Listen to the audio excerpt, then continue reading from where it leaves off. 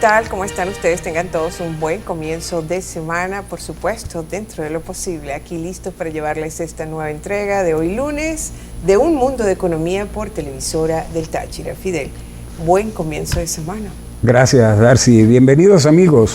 Efectivamente, hoy lunes 25 queremos desde nuestro estudio, desde nuestro set de Un Mundo de Economía, felicitar ampliamente a TRT por sus 30 años de existencia, dado que ayer, domingo, formalmente, pues fue el cumpleaños de nuestra casa matriz, de nuestra estación madre TRT.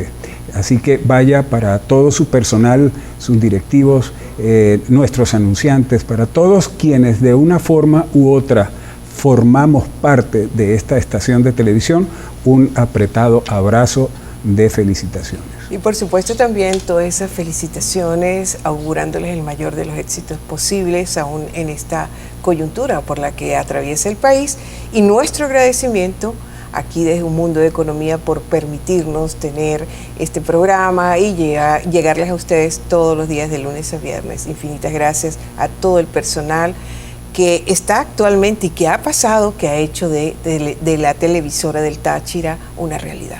Así es, y de la gente que vendrá también, porque sí. TRT seguirá aquí al aire en la región, como tiene que ser, y nosotros igualmente, aún con las dificultades que estamos viviendo. Por cierto, les pedimos disculpas hoy a todos ustedes, puesto que por problemas técnicos con acceso a internet desde esta estación de televisión, pues no tenemos imágenes de soporte y apoyo como nosotros acostumbramos en nuestro programa presentarles a ustedes las noticias, ¿no? Sí, lamentablemente, bueno, son fallas, son técnicas que ustedes igualmente saben que es parte de la cotidianidad aquí en Venezuela, pero siempre aquí muy dispuestos para llevarles toda la información, toda la actualidad y el acontecer económico nacional y regional, por supuesto. Así es, efectivamente. Y como acostumbramos los lunes, la noticia económica más importante de la semana publica el CENDAS, el Centro de Estudios Económicos del gremio de profesores de Venezuela, que se necesitan $291 al cambio actual para adquirir solo la cesta alimentaria, Darcy, solo la comida. En efecto, Oscar Mesa, quien es el presidente del CENDAS, Centro de Documentación y Análisis Social de la Federación Venezolana de Maestros, anunció que la canasta básica para el pasado mes de octubre alcanzó 7.585.041.401 bolívares, lo que representa un aumento de 12,2% respecto al mes inmediato anterior, es decir, el mes de septiembre. También vale destacar que el aumento anualizado de la canasta alimentaria familiar fue de 14.397%. Ya lo dijo Fidel, son $291 que se necesitan para comprar solo la canasta alimentaria para 5 miembros de una familia. Pero ¿cuánto se requiere? 50,5 salarios mínimos. Recordemos que el pasado mes de octubre el presidente Nicolás Maduro casi cuadruplicó el salario mínimo y sin embargo es insuficiente porque todos esos aumentos son aumentos nominales, nada más por decreto, pero realmente no implican nada. Así es, y si la cesta alimentaria está sobre los 7 millones de bolívares, la cesta completa, la cesta básica completa, andará rondando los 12 millones de bolívares y puesto en dólares estamos hablando de unos 520, 550 dólares. Por ahí tiene que estar la cesta básica. Sí, y entonces uno se hace la pregunta, ok, subió el salario mínimo 400%. ¿Qué parte de la cesta básica o de la cesta alimentaria cubre el salario mínimo? Cubre el 2%, según CENDAS, de la cesta alimentaria actualmente, solo el 2%. Significa que tiene un déficit de 98% el sueldo versus cesta básica alimentaria solamente. Y cubrirá aproximadamente 1% de la cesta básica completa. Seguimos atrapados en lo que es la miseria de la economía y que a través de ella también se hace una gran economía de la miseria. Vamos ahora a una importante reflexión.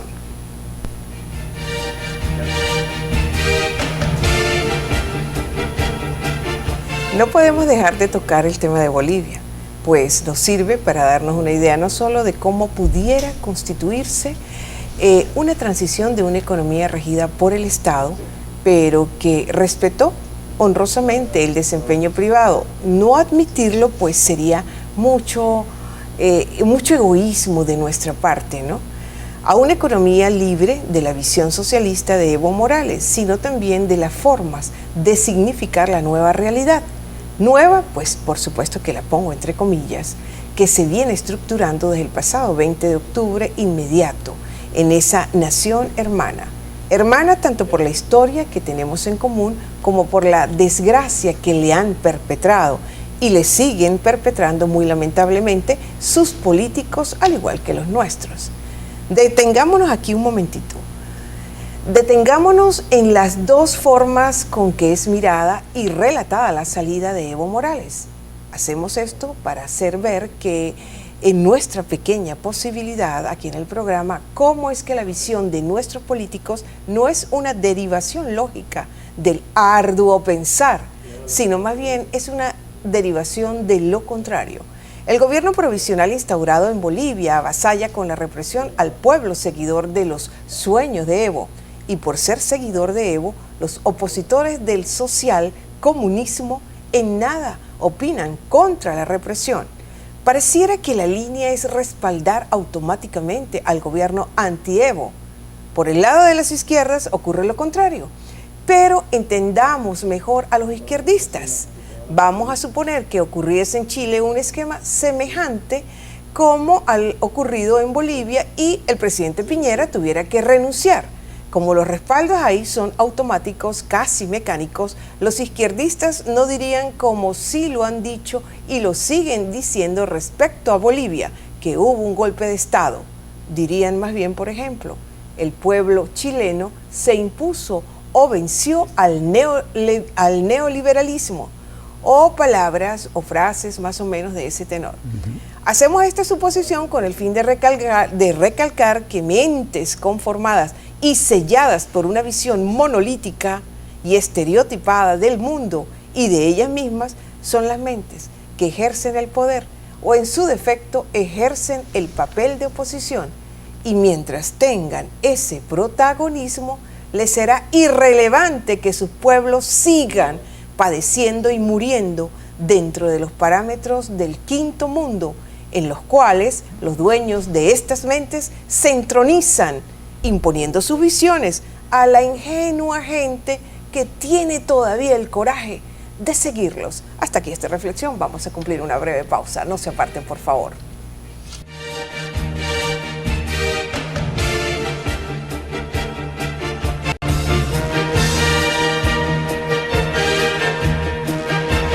Amigos, continuamos con más de Un Mundo de Economía en este mediodía de lunes, acompañándolos como acostumbramos desde acá, Un Mundo de Economía.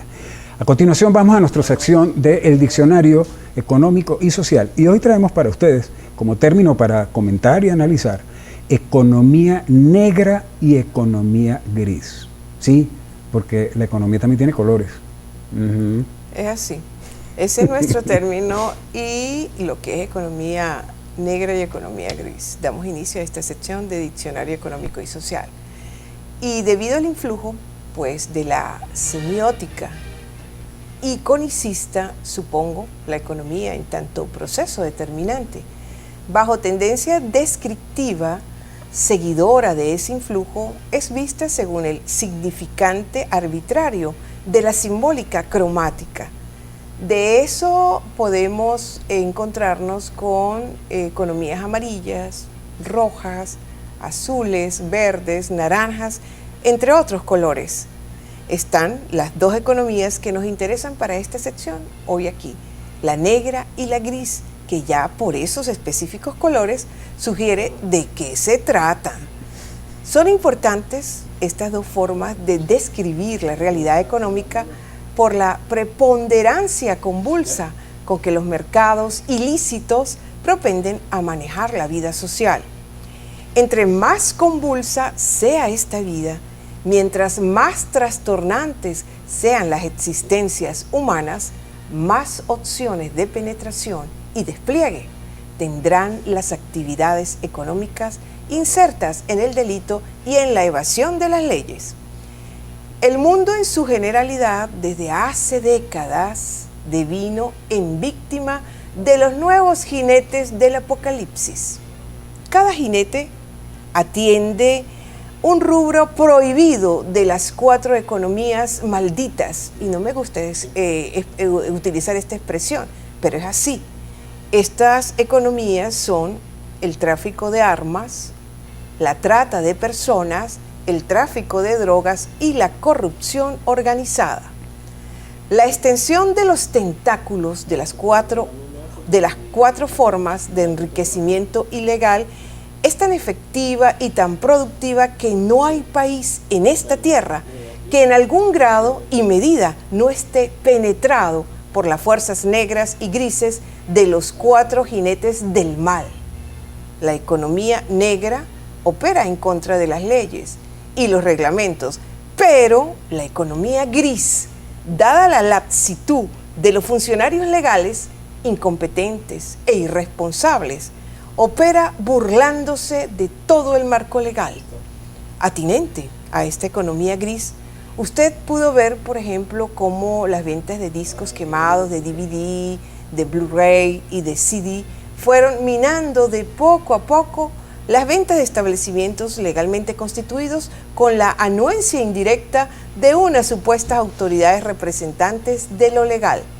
Así que usted, amiga, amigo televidente, y nosotros debemos de estar atentos con nuestros respectivos itinerarios económicos, pues debido a que en Venezuela se instaló una economía anárquica, esa atención es pertinente para no caer en las redes que astutamente nos tienden a diario desde ofrecernos artículos higiénicos de procedencia ignota hasta la venta de fórmulas farmacéuticas sin supervisión médico-científica, pasando por neumáticos, ropa y calzados de imitaciones de marcas posicionadas en la mercadotecnia internacional. Así que ya ustedes saben en qué consiste este 2 tipos de economía, la negra y la gris.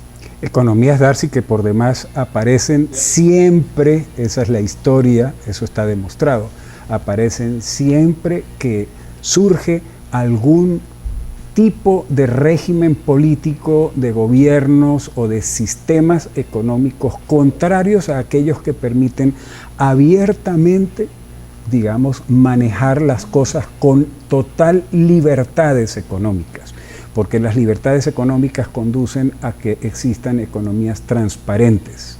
Donde no hay transparencia, donde hay opacidad desde el punto de vista político del manejo de la legislación con la que se rigen las reglas, las normas, las reglas del juego económico, entonces surgen efectivamente estas economías negras y grises, dominadas fundamentalmente por lo que se conoce como el mercado negro. Sí. El contrabando, la sobrevaloración de los productos, la especulación exagerada, todo dentro de un contexto de escasez fundamentalmente porque la economía no funciona, la producción se ve sumamente afectada y la productividad, por supuesto, prácticamente no existe.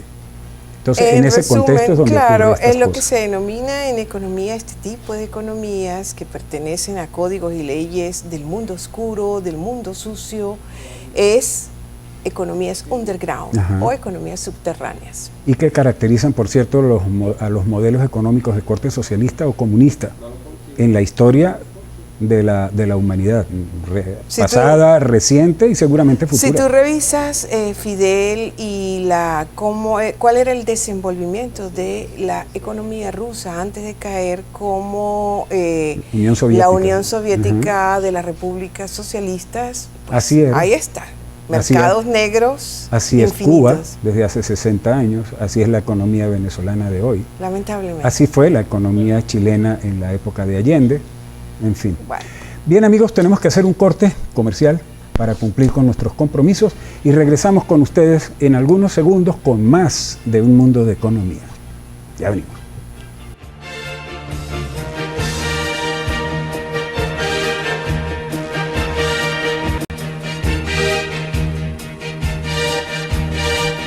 Estamos de regreso con más de Un Mundo de Economía hoy lunes con nuestra sección acostumbrada como es Táchira y su economía. ¿Qué le traemos para hoy? Nada más y nada menos que van a reaperturar el aeropuerto de San Antonio del Táchira este próximo jueves 28 de noviembre. Así lo dio a conocer la subgerente del aeropuerto Juan Vicente Gómez de San Antonio del Táchira, Carmen Cantor. Inicialmente van a reanudar sus actividades con 4 vuelos semanales cubriendo la ruta San Antonio del Táchira, Maiquetía y viceversa. Ajá, con las líneas, por cierto, de Airlines y de Albatros. Esas son las Ajá. líneas que van a operar tras la reapertura de este importante puerto de la región, sí. De la región, sí. Y Darcy, conviene hacer algo de historia y recordar algunas cosas, ¿no? Claro. El aeropuerto Juan Vicente Gómez, como se le conoce desde hace años, fue creado en 1928 y desde entonces había estado prestando el servicio de transporte aéreo, tanto de personas como de carga, de manera ininterrumpida. En el año 2011, hace 8 años, el aeropuerto de San Antonio fue inexplicablemente cerrado, porque se dieron, por supuesto, una serie de argumentos, pero de argumentos que no tienen, digamos, un asidero lógico y un sentido común. De manera que se cerró el aeropuerto y duró cerrado 8 años. Es un contrasentido absurdo haber cerrado el aeropuerto, porque, se han hecho planteamientos desde ese año, desde el 2011, 2010, de venir desarrollando una serie de actividades especiales para la frontera, de impulso, que han sido promovidos por el sector privado, que han sido apoyados o generados desde el sector oficial, llamemos gobierno regional, llamémoslo gobierno nacional, como por ejemplo haber creado en la zona el régimen especial de la zona económica especial de frontera, que se hizo en el estado, para la región de la frontera, para Ureña particularmente, y para San Antonio, y no tener el aeropuerto en servicio. Entonces son cosas que no tienen realmente un sentido claro. Se cierra la frontera en el 2015, sin razones de peso, para posteriormente tener que abrirla. Se cierran los puentes internacionales y con ello se cierra el comercio internacional y se cierra la aduana de San Antonio y sigue cerrada en ese sentido, para después, sin lugar a dudas, tener que abrir los puentes, tener que reactivar el comercio internacional por esta frontera y tener que reactivar la actividad. En ese sentido, pues, la reapertura del aeropuerto viene a ser una señal positiva interesante en este sentido. Se abre el aeropuerto para vuelos comerciales, tendrá que abrirse el aeropuerto para vuelos de carga, por supuesto, para apoyar al sector productivo, porque a la vuelta de todos estos obstáculos lo que se ha hecho es bloquear y afectar de manera importante al sector productivo local, fronterizo y regional tachirense, y por forma ampliada también a la producción nacional, y se ha afectado la productividad sin ningún sentido. No, es importante preguntarle lo siguiente, ¿no? Porque así igualmente lo dio a conocer la subgerente del aeropuerto de San Antonio del Táchira, Carmen Cantor, que igualmente reanuda sus actividades con todos los riesgos que venía presentando y con todos sus problemas. Pero, ¿qué hicieron en todos estos años? Lo van a abrir en el mismo estado para cuando fue cerrado.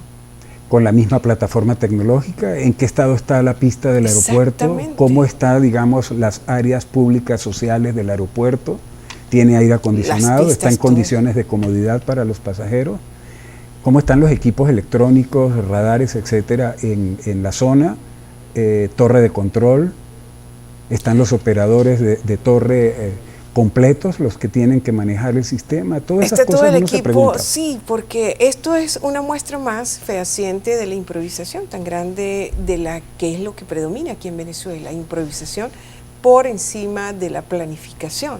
¿Qué respuestas dar y qué argumento, como tú lo decías inicialmente, por parte de las autoridades, tanto regionales y nacionales, van a dar por qué estuvo cerrado el aeropuerto todos estos años y por qué lo abren? Y la misma razón que está cerrado el aeropuerto de Santo Domingo. Entonces, la única región de frontera de América Latina, una de las pocas regiones de frontera del mundo que cuenta con 3 aeropuertos, 2 con calificación de internacionales, ¿no? Bueno, los 3 en realidad, Sí. es el estado Táchira. Entonces, ¿cómo se explica que nosotros tengamos cerrados 2 aeropuertos durante tantos años en una región de frontera tan viva, tan activa como esta?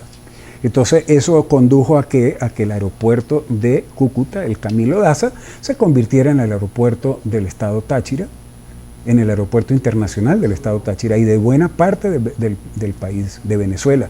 Y ahí está entonces el desarrollo del aeropuerto de Cúcuta, cómo lo han modernizado, cómo lo han actualizado y cómo lo convirtieron en un señor aeropuerto. Un aeropuerto con vuelos internacionales y todo, y trabaja 24 horas, con todos los sistemas modernos. Porque esos son sistemas que van siempre en pro de todo lo que sea producción, rendimientos, utilidades, beneficios, todo, crecimiento y desarrollo económico. Aquí todo está dado para entrabar y ser entrabado. Vivimos en un país entrabado y entrabador que es. Y ocurren eventos como estos. Y así de la noche a la mañana es posible, Fidel, que den la orden de reaperturar el paso vehicular de los puentes internacionales, sí, sin ninguna explicación, sin nada. Sí, tal como nos lo anunció el jueves pasado Isabel Castillo, sí, presidente de la Cámara de Comercio de San Antonio. Esas cosas pueden ocurrir. Y seguramente van a ocurrir. Y nadie da una explicación. ¿Qué falta de seriedad? Es que tienen que ocurrir, pero entonces termina uno pensando, bueno, y tanto nadar para venir a morir en la orilla. No entendemos. Entonces no se entiende, salvo que uno quiera pensar mal. No, simplemente, ¿no? Fidel, de que haya un propósito en ese sentido. Insisto, aquí todo tenemos que manejarlo y explicarlo a través de la lógica de lo inverso. De esta manera nosotros tenemos que despedirnos, sí, se nos acabó el tiempo, pero no sin antes darle las gracias a ustedes por su amable atención.